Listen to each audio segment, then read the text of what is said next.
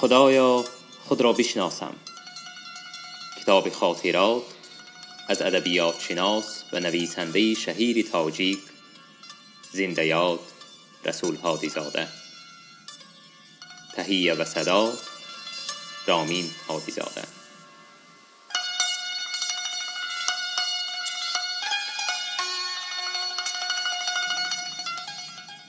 اکادمی فنها. امروز پس از سالیانی دراز به آن دور نگاه میکنم و میگویم که در واقع اول سال 50 آغاز نیمه دوم قرن 20 در تاریخ جمهوری جوانی تاجیکستان گردش بزرگ به سوی رونق و رواج اقتصادی و سیاسی و معنوی و فرهنگی بوده است. در همین سالها مجموعه شعرهای ترسونزاده با نام قصه هندوستان به زبان شاعر و سپس به زبان روسی منتشر گشت و از دوره نوین نظم تاجیک مژده به همدیاران و جهانیان داد. دیری نگذشت و 2 قسم اول یادداشت‌های استاد عینی به جایزه عالی‌ترین زمان، جایزه استالینی، سزاوار گردید. این واقعه بزرگ نشانی از اعتراف شهرت عینی و ادبیات تاجیک در عرصه عمومی جهانی بود. اکادمی فنها هرچند جوان و نوبنیاد بود، اما چون حسن و ثروت معنوی دارایی بزرگ و مورد افتخار ملی تاجیکستان به شمار می رفت. اکادمی فنها مرکزی نیرومند متحد کننده جوانان دانش طلبی شهرهای آسیایی میانه بود. در این سالها از بخارا و مخصوصاً از دانشگاه نامدار سمرقند جوانان صاحب استعداد رشته‌های گوناگون علم جمع آمده بودند. بین این جوانان از روی زادگاهشان تفریقه و جدایی بازدید نمی شد. همه یک تن و یک جان برای جمهوری تاجیکستان علم می آموختند، قوه خرد و ذکاوت خود را فدا می نمودند. محیط عمومی همت و کوشایی، بیداری و روشنایی راه علم و دانش آموزی به من هم بی تأثیر نماند. از استاد عینی دستور و راهنمایی گرفتم و دفعتاً به کار سر کردم. در کتابخانه فردوسی تذکره های واضح و افضل پیرمستی را از روی چاپ سنگی خوانده برآمدم. بار اول با نسخه قلمی تذکره منظوم صدر ضیا آشنا شدم. بعضی جنگ های بسیار و نهایت جالب ادبیات این دور یک یک از نظر گذشت. خلاص در ظرف 3 ماه زحمت فراوان از گنجینه دستنویس‌های کتابخانه فردوسی و اینستیتوت زبان و ادبیات آنچه به ادبیات قرن 19 و اول عصر 20 تعلق داشت دیده برآمدم. همزمان با این مشغولیت‌های آموزش ادبیات گذشته از حیات ادبی جمهوری دور و بیخبر نبودم، بلکه در جریان ادبیات معاصر وارد بودم. و دفتر اشعار محی الدین فرهد و پاوست تالیس جوانی تقریض چاپ کردم. مقاله کلان پرابلموی با سپارش مجله شرق سرخ با نام گارکی و ادبیات تاجیک نوشتم که در شماره 6 همین مجله چاپ و از طرف اهل ادب خوب استقبال شد. در مجلس‌های ادیبان و در یکی از پلنوم‌ها نام من در قطار منقدان ادبیات معاصر بارها ذکر گردید. جای پنهان کردن نیست. از این اعترافات دایره‌های معتبر فخر می‌کردم. اینستیتوت زبان و ادبیات در بنای پرزیدیوم اکادمی به فعالیت ادامه می‌داد. دیرکتور اینستیتوت عبدالغنی میرزایف با همان سختگیری و وجاهت آمرانه این مؤسسه را اداره می‌کرد. نسبت به من در معامله در حد اعتدال بود. می‌دید که جداً و همه روزه به کار مشغولم. قانع بود. با وجود آن فهمید که در نشریات کار میکنم و باز ماهانه هم میگیرم. قطعی طلب کرد که زود عرضه داده از کار آزاد شوم. باری در کوچه به هم راست آمدیم.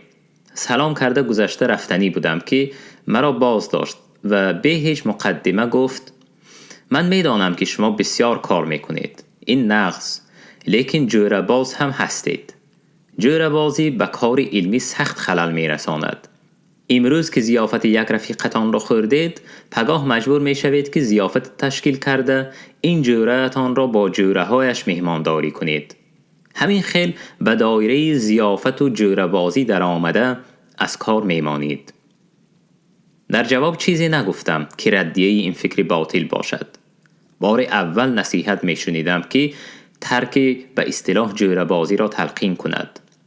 حتی عینی که چند بار از ترتیب و تنظیم کارهایم نصیحت آمیزانه سخن به میان می آورد و ترک به اصطلاح جوره بازی نفرموده بود.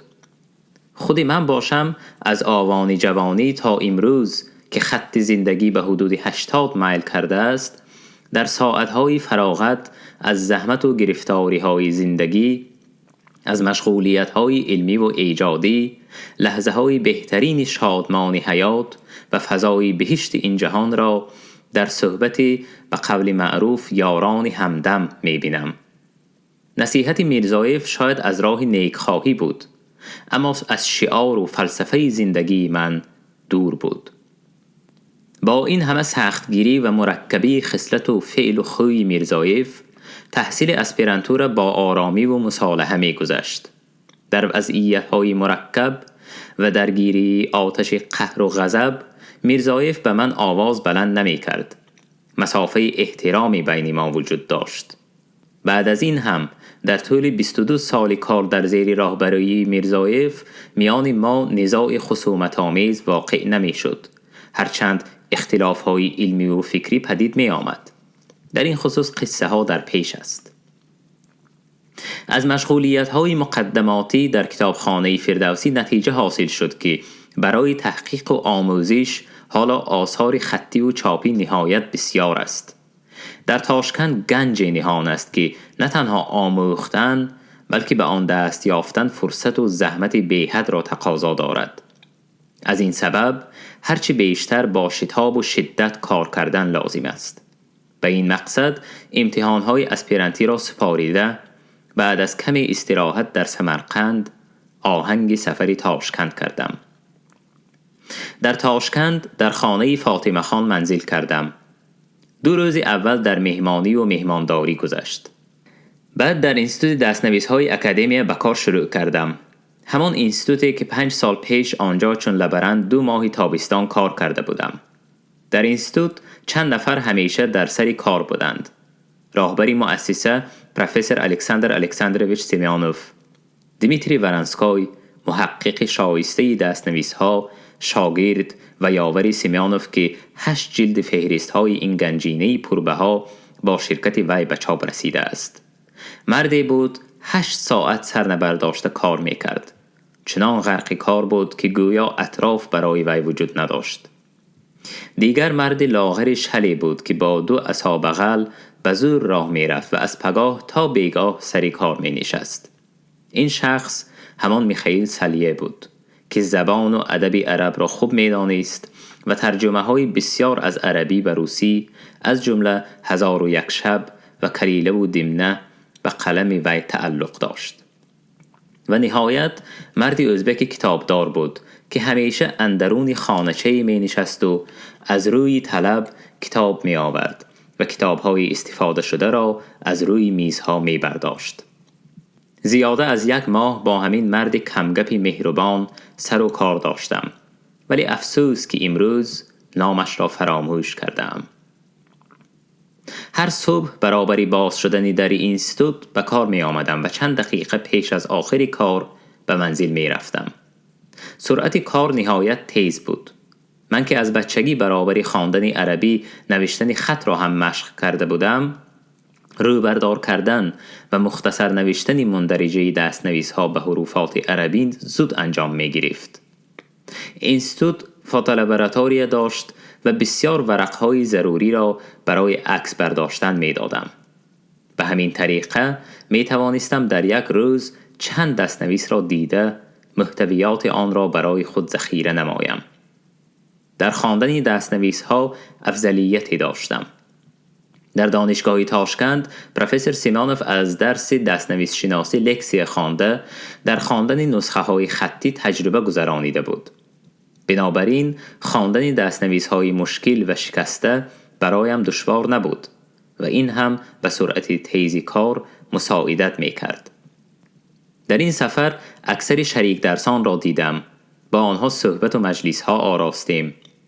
بعضی شبها در خانه فاطمه خان دوستانی عمومی ما یوداکوف، لیویف، داوود ملاقندوف، نسیم هاشیم، مردان نسیم جمع می آمدند و تا یک پاس شب سرود و موسیقی صدا می داد. به رادیو و ریدکسی ازبکستان سرخ رفتم. با دوستان و همکاران سابق ملاقات و صحبت ها داشتیم. گاهی به نظر چنین می رسید که من از تاشکند نرفتم. در همین شهر در حلقه دوستان و برادران دیرین هستم. تنها امکان دیدار شوکت میسر نبود. شنیدم که به شوهر دادند. حاصل زحمت قریب 1.5 ماه افزونتر از انتظاری ها بود. بجز آن که با نسخه های خطی تذکره های توصیه نموده استادم آشنا شدم، باز چند تذکره های نامعلوم را نیز پیدا نمودم که خیلی جالب و پرارزش بودند. گذشته از این زیاده از 100 دیوان و بیاض و دفترهای مسوده و رساله و تألیفات منصور را دیده برآمدم که از اکثر آنها قبلا نشان و اطلاعات به نظر نرسیده بود. از مطالعه این همه آثار محفوظ در گنجینه دستنویس‌های تاشکند در تصور منظری نهایت پرآب و رنگ حیات ادبی و کشته پربار ادبیات قرن 19 و ابتدای عصر 20 مجسم گشت. باور و اعتقاد قوی پیدا شد که می‌سزد که در آموختن این ادبیات عمر جوان خود را دریغ ندارم. بعد از سفری تاشکند همت و جرأت در آموختن ادبیات این دور قطعی تر گردید. فکر و تأمل می کردم و به خردمندی عینی و پیشبینی حساسانه علمی ایشان احسنت می گفتم و شکرانه می کردم که قضا و قدر سایه این شخص بزرگ و متبرک را بالای سری من انداخت. چون سایه مبارکت افتاد بر سرم، دولت مساعد آمد و اقبال چاکرم. به سمرقند آمدم و روزی دیگر به خدمت استاد رسیدم. در را آهسته کوفته گشادم. استاد از زیر عینک نگاه کرده مرا شناخت و دفتر و قلم و سیاهدان را به یک طرف غنداشته ماند. چنان گرم و جوشان و خوشحالانه پرسپاس کرد که حس کردم در واقع هم آمدن مرا انتظاری داشته است. پیش از همه از فاطمه خان و متوکل جان، بعد از سلطان عمروف و سمیانوف پرسید.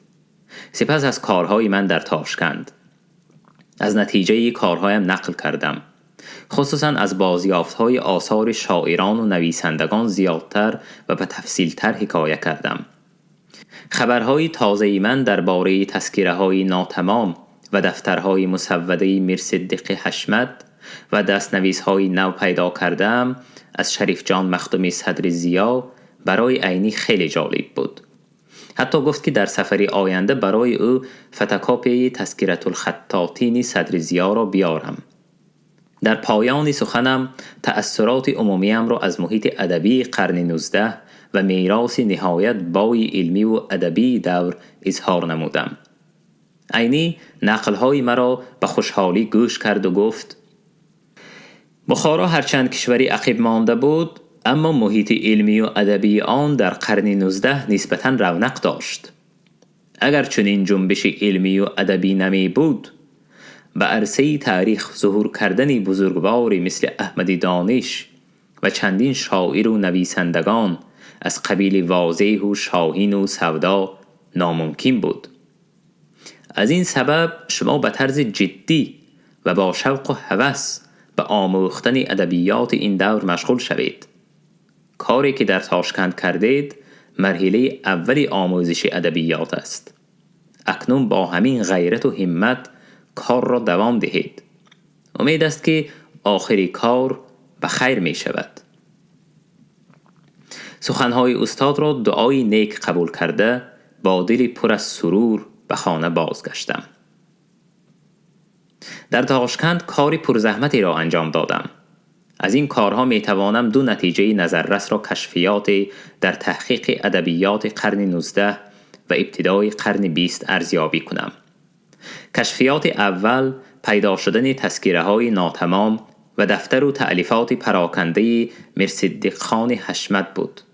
آنچه در میراث خطی این شخص مندرج است، اسناد و اطلاعات فراوان و بی‌بهاست که حشمت چون شاهد محیط سیاسی و فرهنگی 2 قرن اخیر در صفحات آثار خود ثبت نموده است. این مواد پرارج در ذخیره دستنویس‌های تاشکند سالها به اهل علم معلوم نبود و در تحقیقات دانشمندان از آن استفاده نشده است. میرصدیق خان از پسران امیر مظفر بود که او را برادرش عبدالاحد خان سال 1885 در وقت به تخت امارت صاحب شدنش نظربند کرده است.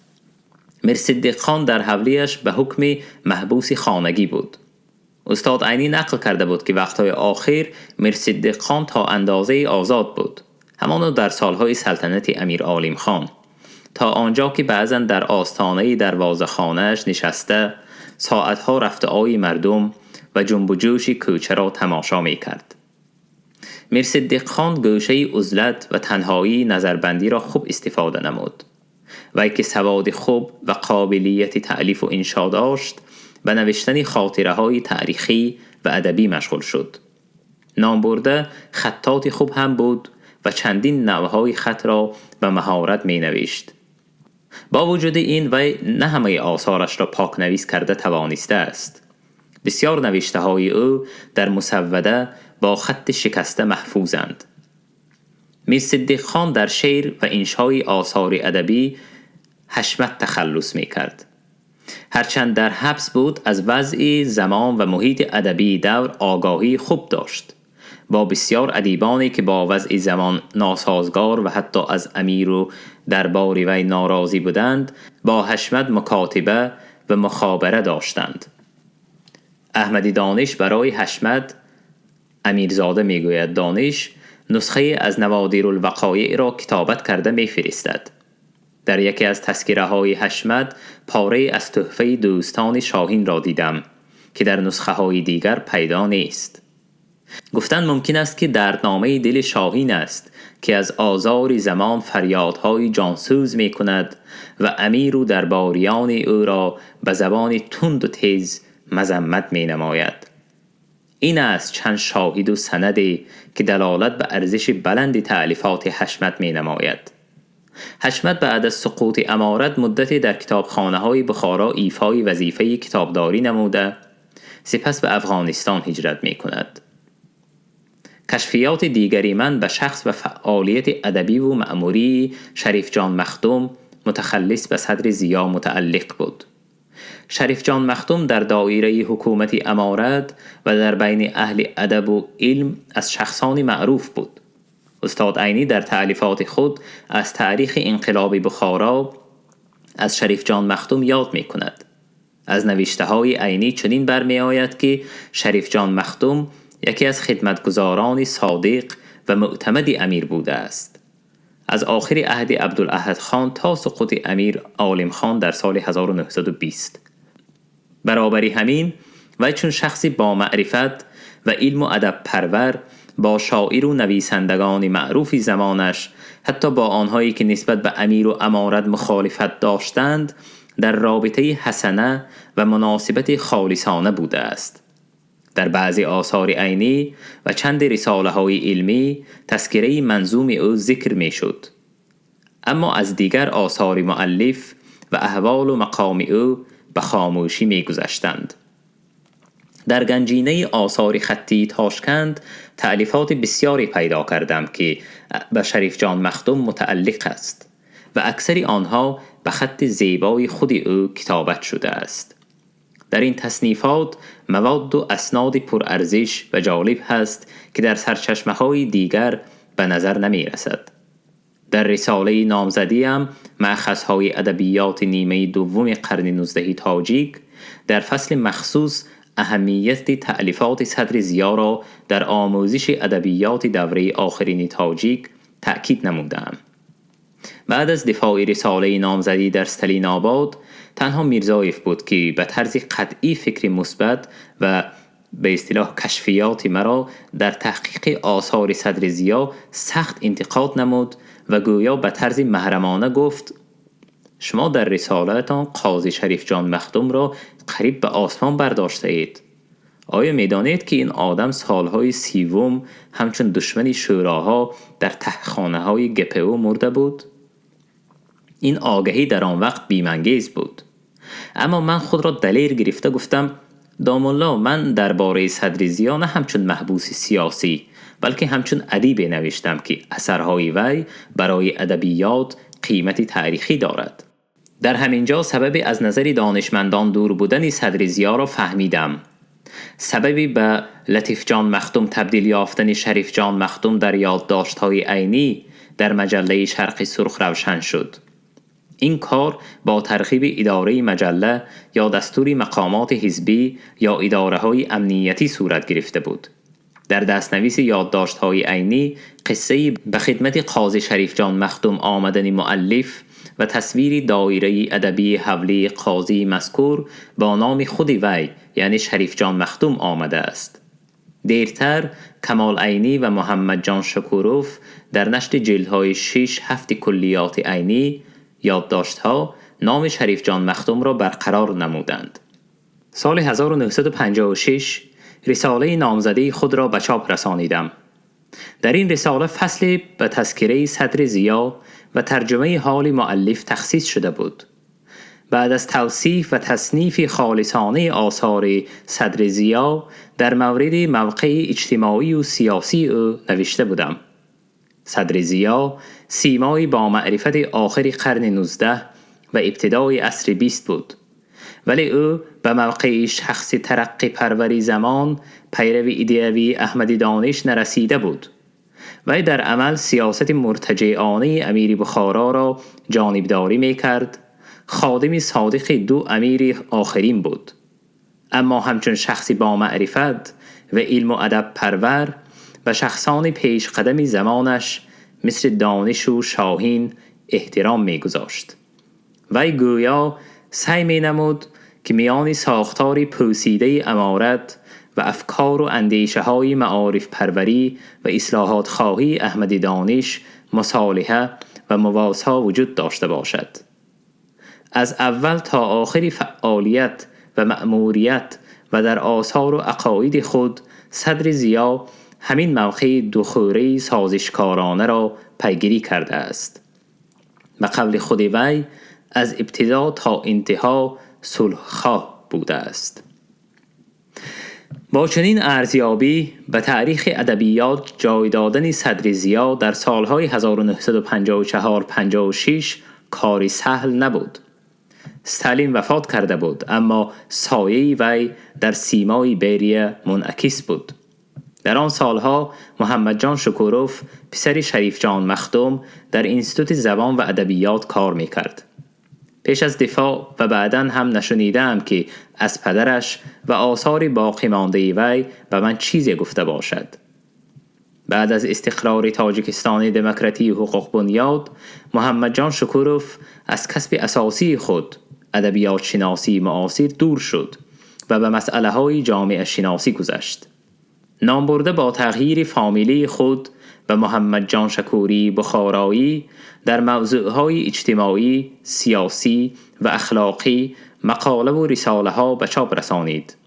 تحلیل و انتقاد فکر و اندیشه های مؤلف در این مسئله ها بحث مفصلی را تقاضا دارد. برابر بحث مسئله های نوین، شکوری درباره پدر خود مقاله و خاطرات و لوحه های جداگانه عائلوی را نیز انتشار نمود. بسیار مواد و اسناد نوشته های شکوری برای روشن نمودن بعضی جزئیات ترجمه حال شریف جان مخدوم نقش معین دارد. اما شکوری در معین نمودن موقع اجتماعی و سیاسی صدر ضیا به تحریف و خطاهای فاحش راه داده است. ایشان به هیچ تحلیل خالصانه و به ارتباط با اوضاع زمان صدر ضیا را به صف معارف پروران و حتی قریب به موقع پیشوای معارف پروری گذاشته است.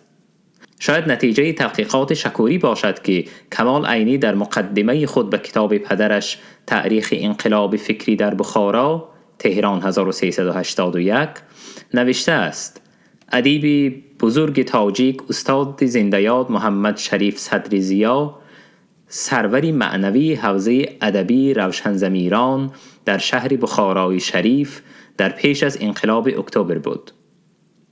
سروری معنوی به قول او حوزه روشنضمیران در بخارای شریف هم در وقت حیاتش و هم بعد از وفاتش احمد دانش بود. استاد عینی پدری بزرگوار کمال الدین صدرالدین زاده عینی این نکته را روشن و واضح و قطعی و ثابت بارها تکرار به تکرار گفته است. فکرهای سست بنیاد در تحقیق مقام و خدمت‌های صدر ضیا باعث بحث و تلاش‌ها شد. آتش بحث تا اندازه بالا گرفت که از روی بعض نوشته‌هایش که به علت محدودیت افکار یا به مقتضای زمان بیان کرده است، امروز صدر ضیا را به چندین گناه‌ها عیبدار کردند. اگر ما به گذشتگانمان از همین جایگاه عیبدار کنی نظر اندازیم، همه گناهکار تاریخ خواهند شد. اگر ما تألیفاتی در نفرین و تحقیر اهل تشیع نوشته احمد دانش را خوانیم، او را با هزار عیب و تعصب و تفرقه اندازی بین مسلمانان متهم کردن ممکن است. صدر ضیا در جامعه بخارای ابتدای قرن 20 مقام معین دارد. مقام تاریخی آثار ادبی او را نه تمجید و تعریف‌های شکوری بلند می کند، نه تحریم و تردید مقابلان وی کاهش می دهد. می خواهم یک نکته مهم را برای اهل علم و ادب امروز و فردا خاطر رسان کنم. صدر ضیا اکثر آثار پر اهمیت خود را از حیات سیاسی و فرهنگی زمانش بعد از انقلاب اکتبر در آخر سالهای 20 عصر گذشته نوشته است. پیش از انقلاب در زمان امیر وی امکان و جرأت نداشت که به این مضمون و به این نظر آثار خود را تألیف کند. ما باید صدر ضیای دوره امارت و سالهای بعد از انقلاب را تمییز دهیم. از سال 1951 سر کرده 25-30 سال را به آموزش و تحقیق ادبیات قرن 19 و ابتدای عصر 20 صرف کردم. این ادبیات و بسیار چهره‌های خجسته آن یک پاره تقدیر من، یک مرحله زندگی من گشته است. از اینجاست که درباره این ادبیات و سیماهای برجسته آن سخنهای ناسنجیده و بی‌برکش گفته ناآگهان را آرام و بی پاسخ گوش کرده نمیتوانم. باز میگردم به دوام نقل خود. قناعتمندی عینی از حاصل کار مرا به دوام دادن تحقیقات ادبیات قرن 19 دلیر کرد. از صحبت و سخنهای استاد به پدر و مادرم حکایت کردم. پدر به تمکین و آرامی گوش کرد. مادرم به هیجان آمد مگر که در چشمانش اشک پیدا شد و گفت: دام الله عینی آدمی تبرک و خدا نظر کرده هستند، ولی گویم می شود مرحمت و عنایت خدا بوده است که تو را به این خیل آدم نزدیک کرده است. 1000 بار به خدا شکر کن. اگر از پسشان گردی پی قدم آن کس را زیر کرده رو که کارت با برکت شود. ماه سپتامبر را در سمرقند گذرانیدم. سپتامبر ماه میزان، اول تیر ماه، وقت بهترین فصل است. گرمای تابستان پست می شود.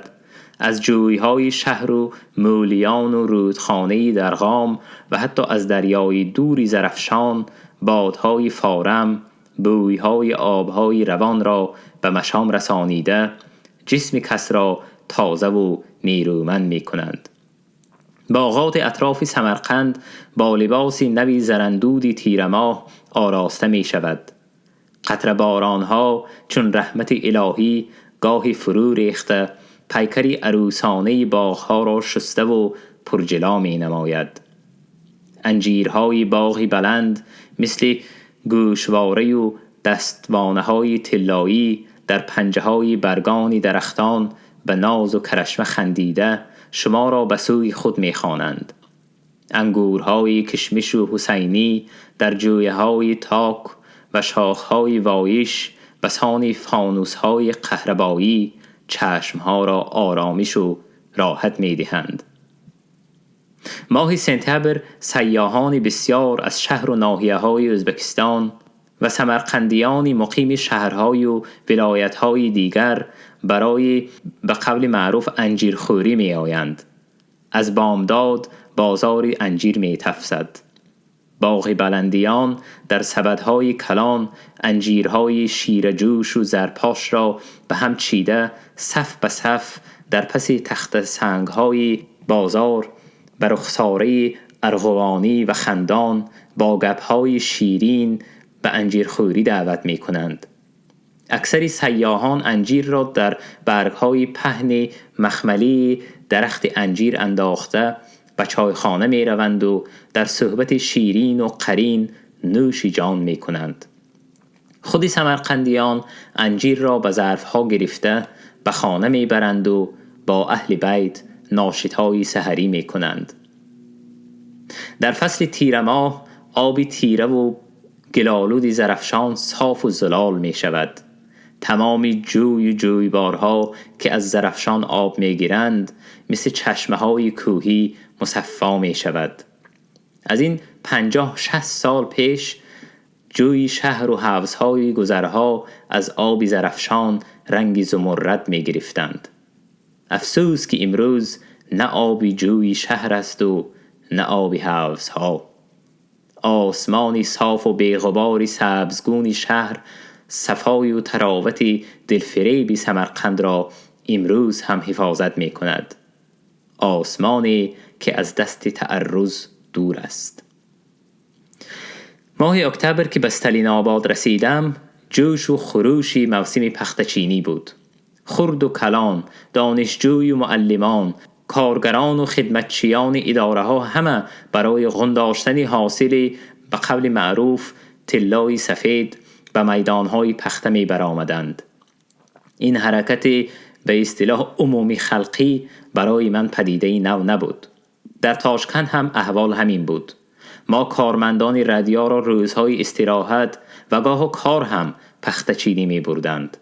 از تاریکی بامداد تا فرارسیدن شام سر بالا نکرده پخته می چیدیم تا حصه خود را به مره رسانیم. این مهنت غلامانه بود. نسبت به حال به اصطلاح غلامانه تاشکند پختچینی ما اسپیرانتان و کارمندان اکادمی سیر و گشت آزاد و استراحت خوب در هوای صاف و تازه صحرا بود. راهبران کلخاز و سوخاز از یاری ما ممنون بودند و بعضاً مزد کارمان را همان روز نقد به دستمان می دادند. عزم و نیت ادامه دادن کار علمی با شرایط نامساعد زندگی رویاروی شد. شرایط خوابگاه برای مشغولیت‌های علمی تماماً موافق نبود. مواد و اقتباسات، فوتو نسخه‌های دستنویس‌ها همچنان در پپکه و جزئگیرها بیکار می‌خوابیدند. ساعت و فرصت آسوده دست نمی‌داد که آنها را به ترتیب و تنظیم آورده طرح رساله آینده را معین کنم. گذشته از این در ادبیات شناسی تاجیک تحقیقات جدی و متخصصی نبود که در پیروی آنها کار بندم. خلاصه کار علمی مدت موقوف ماند. با وجود این همه ناهمواری ها بیکار نبودم. مرا به ترجمه اثرهای بدیعی جلب می کردند.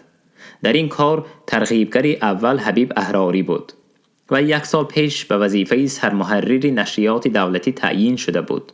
از آنجا که ترجمان‌های کسبی کم بودند و بنده کم و بیش در ترجمه ملکه داشتم، احراری ترجمه اثرهای جدی و حتی کلاسیکی را به من حواله می کرد. من هم از روی به اصطلاح جورگی و هم برای تأمین زندگی با رفاهیت پیشنهاد احراری را رد نمی کردم. پس هم به ترجمه قصه گوگل پمشکان قدیمه، خاطره های شکارچی تورگنیف و اثر ویکتور هوگو روز آخرین شخصی محکوم شده مشغول گشتم. با یاران نوی نشریاتی و همصحبتان بخاری و کولابی و زرفشانی مجلس و بزمهای نشاط و اشرت البته در دایره آداب معاشرت گذشتگانمان برپا می کردیم. حالا آن لحظه و ساعتها را به لذت و پزمانی دلانگیز به یاد می‌آورم. معلوم می شود که روزها بیهوده نگذشتند، بلکه نقش روشنی در دلها باقی گذاشتند. از دوستان ناشر نیکلای آلبرتویچ استالین با یاد نیک در خاطر مانده است. نه تنها با نام مشهور خود. ما نشنیده بودیم که شخصی در دنیا نام داهی یگانه را فامیل خود کرده باشد. نمی دانستیم و نمی پرسیدیم که این فامیل را چگونه انتخاب نموده است. چطور شده است که در پیش هیبت استالین فامیل خود را تغییر نداده است. نیکلای آلبرتویچ خادم کهن و کاردیده مطبوعات و نشریات تاجیک بود. سالهای سال وظیفه معاون دیرکتوری نشریات را در رشته چاپ و طبع کتاب چابک دستانه و پاکیزه کارانه اجرا می کرد.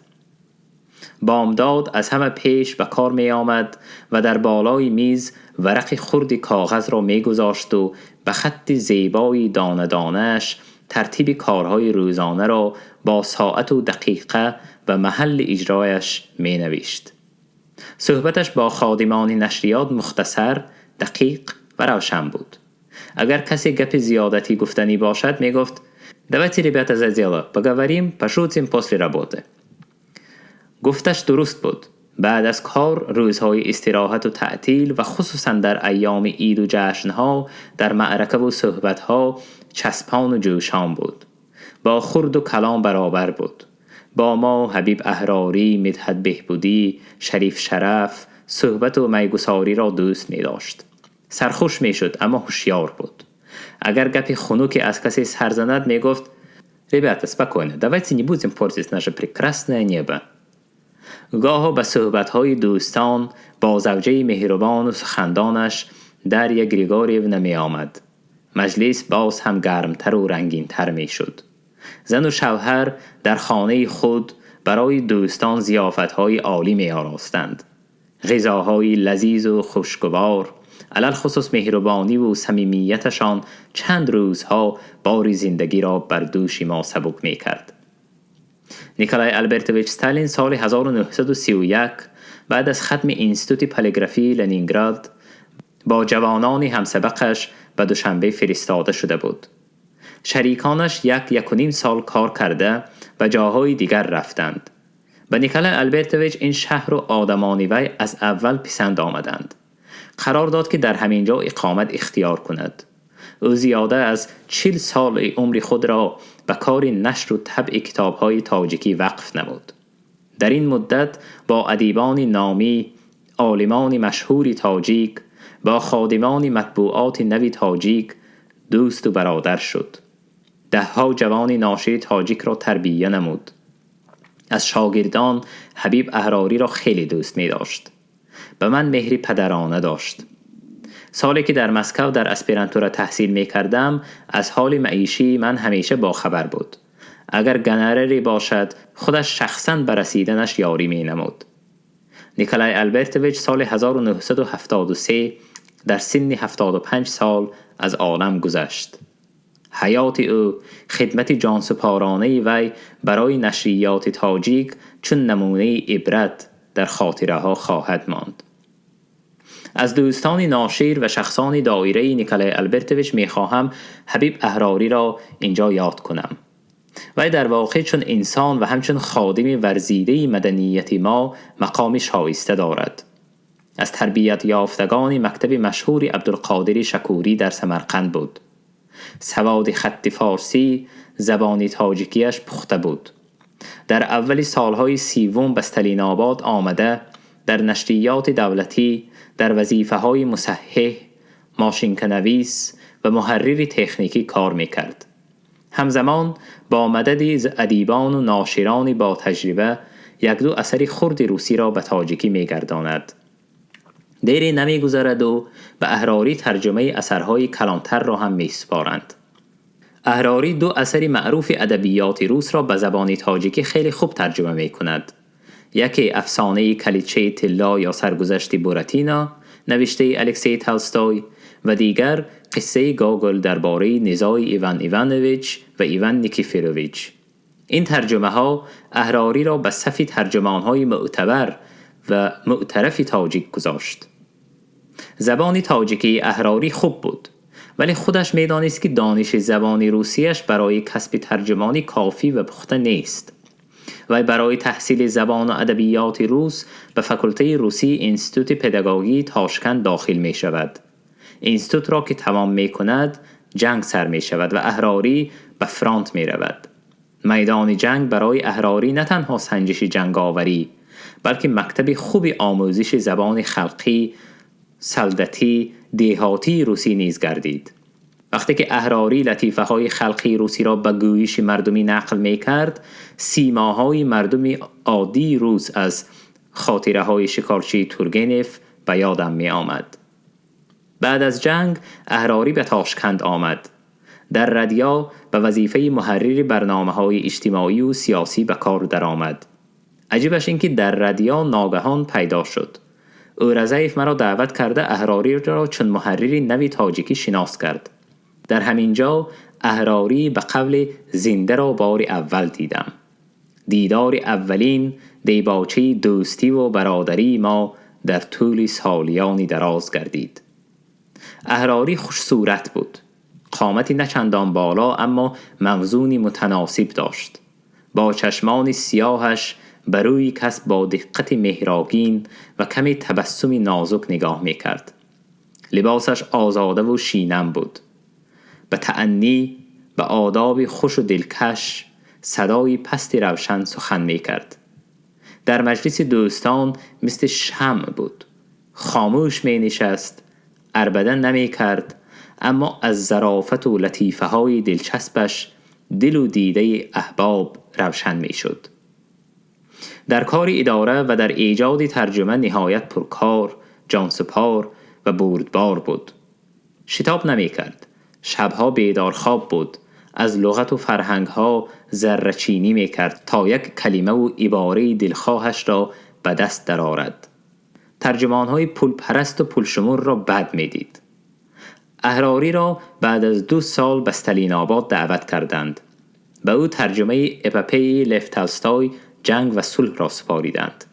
کاری مشکلی بود.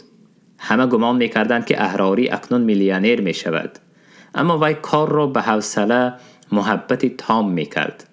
تنگی روزگار حس کرده می‌شد ولی شتاب نمی‌کرد. پول گفته در پیش روح این بزرگوار در گناه عظیم نمی‌مانم، می‌گفت اهراری. اهراری در 10-15 سال آخر عمرش شعبه ترجمه انستیتوت تاریخ پارتی کمونیستی تاجیکستان را سرپرستی می‌کرد. کار اساسی شعبه به زبان تاجیکی برگردانیدن اثرهای لنین بود. بعد از به سر کار آمدن اهراری، صفت و اسلوب ترجمه اثرهای لنین خیلی خوب شد. گذشته از این، اهراری در اطراف خود جوانانی مستعد و دانا را جمع کرد. به آنها درس ترجمانی آموخت. به این ترتیب اهراری توانست مکتب نوی ترجمانی را بنیاد نماید. اهراری در کار و تشکیل کار شخص سختگیر، قطعی، ثابت و قوی اراده بود، اما در زندگی شخصیش در خط متقابله بود. به این سبب زندگی شخصی خود را به آن طرزی که می‌خواست بنا کرده نتوانست. وی 2 دادر یتیم مانده‌اش را با مهر و دلبستگی از حد زیاد تربیت کرد، خواند، اما با مهر و دلبستگی افراطی آنها را از راه مرگاوری میزدگی برگردانیدن نتوانست. مرگ فاجعه‌ناک هر 2 دادر ضربه سخت زندگی اهراری شد. او مادرش را سخت دوست می داشت و به نهایت احترام می کرد. همین دوستداری و پاس خاطر بود که به حکم روای مادر مقابل ایستاده نمی توانست. در نتیجه نتوانست همدمی زندگی پیدا کند و سعادتی عائلوی سازد. خرسندی یگانه حیات و تسلی دل شکسته‌اش دخترش ستاره بود که با وی هم درست هم نشینی نداشت. همین ستاره امروز در آسمان یاد اهراری می درخشد. شمع خاطر پدر را روشن می دارد. این نامه را درباره دوست و برادری فقیدم چنین خاتمه می دهم که وی، حبیب اهراری، با وجود ناهمواری های زندگی در حیات مدنی ما از چهره های درخشان بود. خدا به پاداش نیک رحمت نماید.